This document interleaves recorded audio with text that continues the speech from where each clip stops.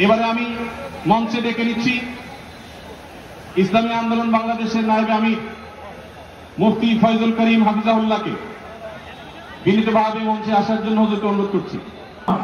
আজকের এই জনসভায় বাংলাদেশের সব ধর্মের শীর্ষ সম্মেলন যারা এসেছেন আমাদের সকলে আজকের এই সমাবেশ